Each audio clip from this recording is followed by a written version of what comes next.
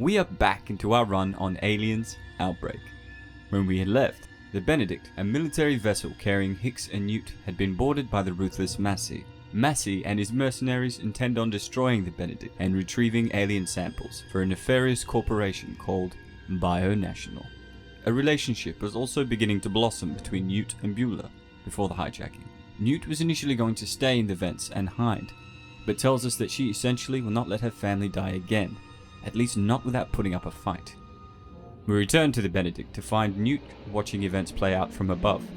Massey tells us that this was much easier than he had thought it would be.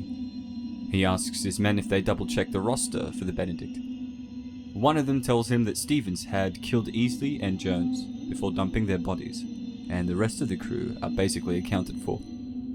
Hicks yells at Massey, saying he now understood why Stevens did not want him to load the plasma rifles. Massey explains to Hicks that this corporation's reach has no bounds. We can see Hicks trying to warn him about the aliens and what they did to the colony on Hadley's Hope, and the possibility of what could happen if that came to Earth. Massey tells him that he's already thought about it, as the company had already begun to breed them. He informs Hicks that he will be staying on board the Benedict with him, while his men drop down onto the planet. He wants to use their respective Hicks as leverage. Hicks asks him why they are even going to the planet if they have alien eggs on Earth, and Massey tells him that the pursuit of science has charged him with investigating the homeworld before returning. He goes on to say that they have no idea what they might find, but theorizes that if it follows traditional patterns, there's probably some sort of ecological balance, with predator and prey, like him and Hicks. He informs him that although the alien is a remarkable life form, it may not be the dominant species on this homeworld, which is why he is using his marines as bait to fish out a larger predator. As the ship begins its descent onto the planet, Massey tells the pilot to ensure the data recorders are up, as the corporation will want to see this. We are told that the atmosphere is marginal, which I assume to mean mildly oxygenated in that they can still breathe, but the ratio of oxygen to the other chemical elements is much smaller than that of Earth. The mercenaries have taken all the masks and are making the marines breathe this air, which could be fatal in the long term. We can see some of the mercenaries preparing their small flying cars. Two of them are relieved not to be on the ground as they reveal the plan. The marines are essentially going to have facehuggers forced onto them. We return to Newt, who tells us that she has to kill them all. She explains that the air ducts wormed through the ship, separated by an intricate network of automatic interior doors. She goes on to tell us that this was the technique used by the aliens on Hadley's Hope to attack them. She retrieves the assault loaders and speculates that it must have been Stevens who sabotaged this. She tells us that Massey saved her the trouble by killing him for her.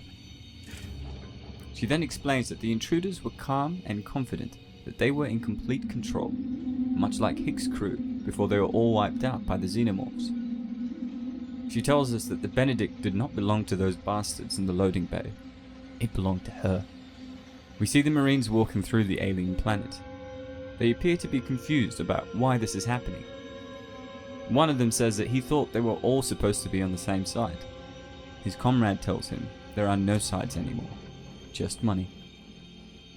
Mercenaries are watching the bait walk off below them, thinking that they have the best and safest seats in the house. We can also see a native creature of this world watching them from the distance. The Marines are on their own here. They approach the entrance and notice the interior is fused out of bone and petrified tissue. They enter as cautiously as they can, as one of them asks where the aliens were and why they weren't attacking them.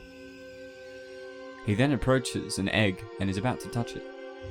His friend tells him to back off, and he replies by saying there's something inside and that it was moving but not attacking. He asks why they're still alive. We then head to Massey, who tells us that something is wrong with the mission. We then immediately cut to the mercenaries on the flying cars who are under attack. The best way to describe the creatures would be to call them green xenodragons. They tell us that the sky is now full of them, as we see one of the cars flung into the ground. Two of them manage to land before entering the alien chamber. As they head inside, they ask Massey for backup, who is unresponsive. The mercenaries venture further inside. One of them sees the eggs and guesses that this must be where they breed. At that moment, a facehugger leaps onto him as the Xenomorphs come out of everywhere to attack them. We head to the Marines who are further ahead and hear the sound behind them. One of them says that it sounds like gunfire as Bueller breaks through to create an opening. He tells his team to head to the lander and arm themselves. We also see Newt breaking into Stephen's quarters as she tells us Bueller was on the dropship. She then shrugs him off and tells us that the aliens did not need love. Loneliness, fear, and love were all meaningless concepts to the aliens, who only understood death. We see a smile appear on her face as she finds where Stevens had hidden the ammo and loads a full clip. Massey is watching the death of his men with indifference. One of them is cornered, with aliens approaching him. Massey tells Hicks that his Marines are good, as they have managed to get away from the hive, and have overpowered his men. He goes on to say that he may have underestimated him, as we see him setting up the explosive device. Hicks asks him what will happen to his own men. Massey tells him that he doesn't care, as the principal objective was to keep the government from securing an alien specimen. He's about to say, "Mission accomplished," before Newt bursts in and tells the SOB to drop it. He drops his pistol and says that they seem to have missed one, before asking if she was the ship's mascot. She tells him to release Hicks. She asks him a second time as she begins to question why she hadn't already fired at him. Massey tells her that she is too pretty to be a Marine, and says that he bets she has never even fired one of those before. Hicks yells at her to shoot him, as Massey slowly walks over to her. She asks him not to come closer, and he tells her she wouldn't want to burden herself with the guilt of murdering another human being. He lunges at her, and she tells us it wasn't fair. She wanted to be just like the aliens, but she was only human, as she trips over and falls back. Massey grabs her and flings her against the wall. He calls her a stupid bitch for trying to use a weapon against him. He informs her that he doesn't need a weapon and could open her throat with his finger and feel the blood spray down his arms. He puts her up against the console and tells her that she wasn't worth the effort, before saying that she reminded him of his ex-wife. Man, this guy's messed up. A smile appears on his face, and we can see the gun pointed to her head. At that moment, Hicks tackles Massey, giving Newt enough time to jump away. He opens fire at her as she hides behind the computers. She tells us that she is done with running, as she picks up a nearby gun and shoots him. Massey tells her that she doesn't scare him while coughing up blood. He's about to say that she doesn't even have the strength to finish him off as Newt unloads the full clip into him, saying that he was wrong. Hicks and Newt then reach the timer of the bomb to see that the ground crew do not have much time left. She yells at Bueller to get away from the lander as it is about to explode. We can see some of the Marines escaping the blast of a grenade that one of them had thrown. We then head back to Hicks, who is putting the ship into auto mode. His plan is to transfer the Benedict's nukes to the lander and pick the Marines up. He orders Bueller to find somewhere safe and to wait for them, but Bueller tells him that they can't. He explains that they managed to salvage the blasters and ammunition from the lander, and that they were now going back to the hive. Newt screams at him, saying he can't be serious. Bueller simply tells her that they have lost too many men and won't let any more people die. Hicks tries to tell him that he is wasting time trying to retrieve the mercenaries who wanted them dead in the first place. Bueller tells him that he can't explain, but he has to go back. He tells Newt that he loves her, before cutting the transmission. Hicks and Newt then begin their descent onto the alien homeworld. Newt is looking at the screens and seeing the messages and alerts as they pop up, but Hicks is ignoring this. His mind is lost in vengeance. We return to the Marines, who are coordinating an attack against the Xenomorphs.